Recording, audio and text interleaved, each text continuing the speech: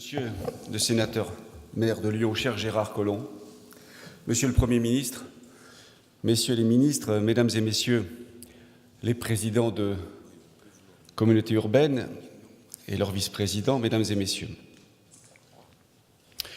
Mon cabinet, abondamment représenté ce matin, les Parisiens se sont décentralisés, l'enjeu en valait la peine, m'avait préparé un long discours de 32 ou 34 pages sur lequel j'ai travaillé hier soir tard, en suivant malgré tout attentivement ce qu'il fallait regarder à la télévision hier soir quand on est membre du gouvernement.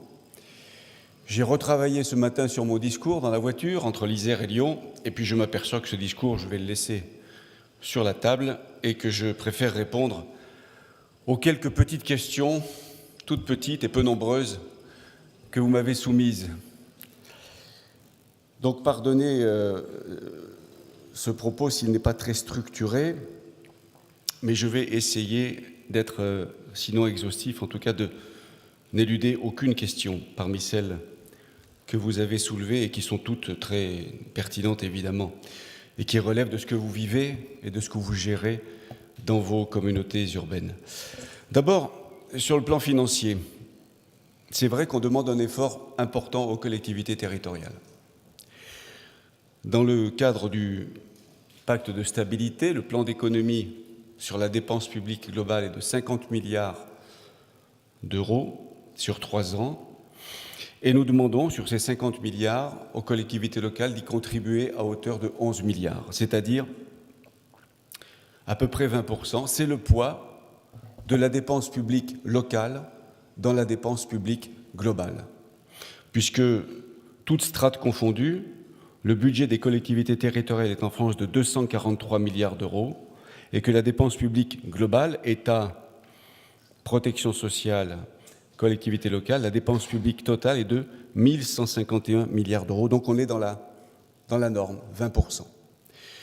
Mais cet effort est important, évidemment, et nous en sommes conscients. Pour le relativiser sans l'atténuer, pour le relativiser, le mettre en rapport avec d'autres éléments qu'il faut avoir à l'esprit, c'est 3,6 milliards, 3,7 milliards par an, c'est 11 milliards sur 3 ans, ça représente 1,6% des recettes totales des collectivités locales. 1,6%. C'est beaucoup, ce n'est pas non plus un étranglement. À quoi il faut ajouter que les prévisions du ministère des Finances et du ministère de l'Intérieur, de la DGCL notamment, laissent penser qu'il y aura une hausse des bases de 0,8% dans l'année qui vient. Je ne parle pas des taux, évidemment, ça relève de vous, mais sur les bases fiscales, on devrait assister à une hausse de près de 1%. Enfin, certes, l'investissement va souffrir l'année prochaine. Il faut tout faire pour l'éviter, pour atténuer la baisse de l'investissement, mais elle aura lieu sans doute. Il faut savoir que la jurisprudence, si j'ose dire, depuis 30 ans, montre que dans l'année qui suit les élections municipales, c'est-à-dire 2015, par rapport à ce qui s'est passé en mars dernier, la baisse des investissements est toujours de l'ordre de 5%. Pour 2 raisons. Les équipes sortantes renouvelées ont beaucoup investi juste avant les élections, on se demande pourquoi, et elles ralentissent un peu leur investissement, et les équipes nouvelles s'installent, n'ont pas encore eu le temps de lancer leurs propres investissements. Donc, ponction ou non sur les collectivités, on aurait pu s'attendre à une baisse des investissements en 2015.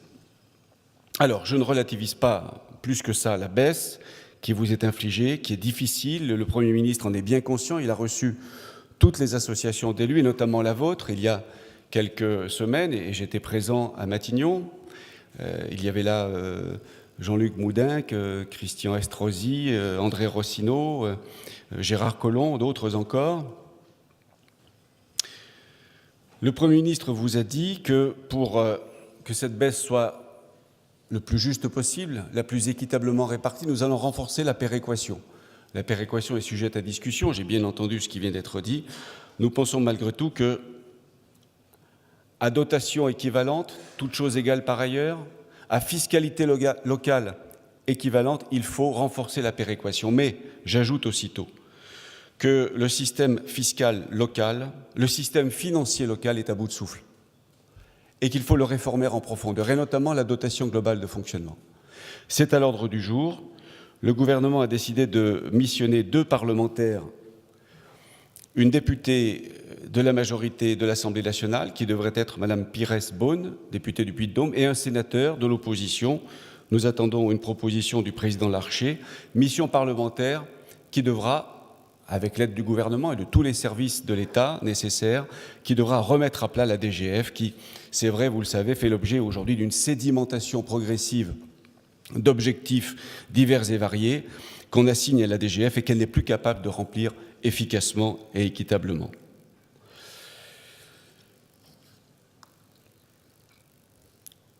Deux précisions encore sur les dotations financières. D'abord, pour atténuer la baisse que je viens d'évoquer, vous savez que le taux de remboursement du fonds de compensation de la TVA va être augmenté. Cela permettra de donner un peu d'oxygène, si j'ose dire, aux collectivités locales, plus que si ça n'avait pas été fait. Cela viendra atténuer la baisse de la DGF. Et puis, concernant le FDPTP, qui a été évoqué, et sa suppression, ou plutôt son recyclage, que Jean-Claude Boulard a qualifié de supercherie. Je lui laisse la paternité de ce mot. En fait, cette initiative est venue du Parlement dans une nuit de vendredi à samedi, parce que les parlementaires de droite comme de gauche cherchent tous les moyens qu'il y a de préserver l'investissement.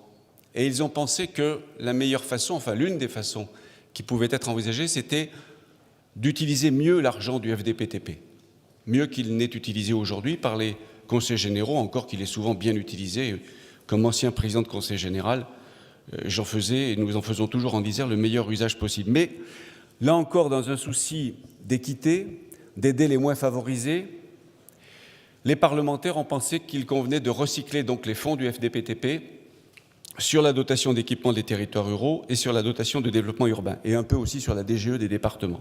Le débat n'est pas tranché. Jean-Claude Boulard l'a dit, le Sénat va reprendre le problème dans les prochains jours, puisque la loi de finances est maintenant au Sénat. On verra ce qui sort du processus parlementaire. Il est question maintenant de limiter ce recyclage, si j'ose dire, à la moitié du FDPTP, ce qui ne donne, semble-t-il, satisfaction à personne.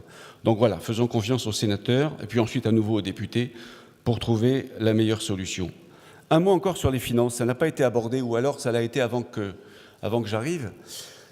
Et Jean-Claude Boulard est très en pointe dans ce combat. Je parle du combat contre l'inflation normative.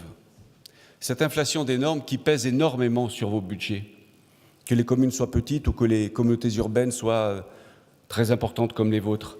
Le gouvernement, après d'autres, a décidé de s'attaquer à ce problème. Et il le fait sous la surveillance active, pressante de Jean-Claude Boulard, d'Alain Lambert et du nouveau Conseil national d'évaluation des normes, qui est venu remplacer la commission consultative d'évaluation des normes. Ce CNEN a plus de pouvoir que n'en avait la commission. Il peut se saisir de tout, texte législatif, texte réglementaire. Et ce CNEN est chargé de proposer au gouvernement la suppression ou l'allègement, la suppression c'est mieux, des normes existantes et des normes nouvelles qui viendraient à venir compléter celles qui existent déjà. Nous voulons nous attaquer aussi bien au stock qu'au flux des normes. Jean-Claude Boulard a déjà obtenu satisfaction sur une norme qui allait peser beaucoup sur les communes, celle qui consistait à obliger les communes à mesurer de façon scientifique, précise, avec l'aide d'organismes agréés, donc coûteux, la qualité de l'air dans les salles de crèches, haltes-garderies et écoles. La ministre de l'Écologie a décidé d'abroger cette norme, de la supprimer et de faire appel, avec une charte de bonne conduite, un code de bonne pratique, de faire appel au bon sens des élus locaux et des directeurs d'établissement. Nous avons d'autres normes à supprimer ou à alléger, et je vous signale que le Premier ministre, c'est pour vous montrer son volontarisme en la matière, a signé une circulaire il y a quelques semaines qui demande à chaque ministère, à chaque ministre, de fournir d'ici la fin de l'année des normes à supprimer ou à alléger. Ça, c'est la première chose. La deuxième chose, qui est encore plus importante, qui me paraît très ambitieuse, je vous le dis en confidence, je plaidais plutôt pour une application de ce que je vais vous indiquer en 2017. Manuel Valls a décidé qu'à la fin 2015, nous devrons avoir un impact 0 € en termes de normes nouvelles. C'est-à-dire que chaque fois qu'un ministère se croira obligé d'édicter une nouvelle norme, il faudra en évaluer le coût et que ce même ministère propose une norme d'un montant équivalent à supprimer. pour un impact zéro, je le répète, dès fin 2015. Sur le versement transport maintenant, vous savez là encore que cet amendement, qui émane d'un parlementaire rhodanien d'ailleurs, ne fait pas l'unanimité, ni au Parlement, ni au gouvernement. Donc une mission a été confiée à l'Inspection générale des affaires sociales pour remettre à plat ce dispositif. Sur les taxes qui vont vous être supprimées, si j'ose dire, il faut quand même savoir que 4 seulement sont concernées sur un échantillon de 192 taxes qui avaient été recensées par l'Inspection générale des finances comme pouvant être supprimées au niveau local. 192, 4 seulement. C'est vous dire si nous revenons de loin. Et quant à la taxe sur les spectacles, elle sera compensée. Enfin, toujours en termes de fiscalité, je vais indiquer une exception à ce qu'a dit Jean-Claude Boulard. On baisse les dotations et on enlève des marges de manœuvre en fiscalité locale aux collectivités, sauf sur les DMTO, puisqu'on a permis aux départements, ça ne vous concerne pas directement, mais enfin vous savez de quoi je parle, nous avons permis aux départements d'augmenter leur droit de mutation à titre onéreux de 3,8 à 4,5% pour leur donner des marges de manœuvre supplémentaires. La plupart des départements ont eu recours à cette possibilité, l'Isère n'en fait pas partie, et nous pérennisons cette possibilité en 2015. Je pense que l'Isère continuera à être vertueux, à ne pas profiter de cette hausse possible de la fiscalité. Et là, pourquoi je parle de l'Isère? Parce que c'est vrai que c'est difficile d'être solidaire. Il faut l'être pourtant. C'est la République qui veut ça. La République des territoires, comme on l'appelle aujourd'hui. En Isère, figurez-vous, non seulement nous n'avons pas augmenté notre taux de DMTO, mais nous sommes contributeurs au fonds de solidarité qui a été créé entre les départements à l'occasion de cette augmentation possible des DMTO. Je le répète, ça s'appelle la solidarité et c'est ce qui fait aussi la force de notre pays et qui permet en tout cas aux territoires de jouer leur rôle dans la solidarité nationale et donc territoriale. J'ai entendu aussi évoquer le problème de cette fameuse norme indicative qui pourrait être instituée, que nous prévoyons d'instituer, qui a été adoptée dans la loi de programmation des finances publiques 2014-2017. Cette idée n'est pas venue du gouvernement, elle est venue du rapport Lambert-Malvy. Alain Lambert, ministre du Budget, Martin Malvy, ministre du Budget, ils l'ont été tous les deux. L'un préside une grande collectivité dans l'Orne, le Conseil général, l'autre une grande collectivité dans le Midi, Pyrénées, Martin Malvy. Eh bien, tous les deux, de bords politiques non pas opposés, mais différents, tous les deux nous ont préconisé cette instauration d'une norme indicative, je répète bien l'adjectif, d'augmentation de la fiscalité locale et des finances publiques territoriales. Cela me permet de faire le lien avec le dernier point que je voudrais aborder, qui est évidemment le débat institutionnel. Alain Juppé a très bien cadré les choses en disant « quid » dans l'avenir de l'articulation entre les régions et les métropoles. Le problème est là, c'est vrai, devant nous, mais il est totalement soluble, évidemment. Non seulement sur le plan institutionnel, administratif, je vais y revenir, mais d'abord, et je veux commencer par là, grâce à l'intelligence des hommes et des femmes. Comment peut-on imaginer, en Rhône-Alpes, ou dans quelques régions que ce soit, en Rhône-Alpes-Auvergne demain, ou dans quelques régions que ce soit, que les présidents de région et les présidents de métropole ne se mettent pas autour d'une table, chaque semaine si nécessaire, une fois par mois sans doute, et plus encore, et autant que de besoin, pour gérer au mieux les compétences majeures que sont le développement économique et l'aménagement du territoire. Alors certes, les choses vont être prévues par la loi. Alain Juppé l'a dit, l'élaboration sera conjointe aussi bien du schéma régional de développement et d'aménagement durable du territoire, SRAT, c'est vrai que ça n'est pas très joli à prononcer, Monsieur le Premier ministre, que pour le schéma régional de développement économique, d'internationalisation et d'innovation, encore plus difficile à prononcer. Je ne m'y essaye pas. Donc ces deux schémas régionaux, qui c'est vrai seront prescriptifs, seront élaborés par la région en lien avec les grandes collectivités et toutes les collectivités de leur territoire, à commencer, lorsqu'elles auront la chance d'en avoir une, avec la métropole ou les métropoles, puisqu'en Rhône-Alpes, Auvergne, nous aurons 2 métropoles, Lyon et Grenoble. Donc, je viens à ce que disait André Rossino, le débat parlementaire est là pour ça aussi. Et le cumul des mandats, tant qu'il existe d'ailleurs, permet, et on peut très bien ne pas cumuler un mandat parlementaire et une grande fonction exécutive pour faire entendre sa voix.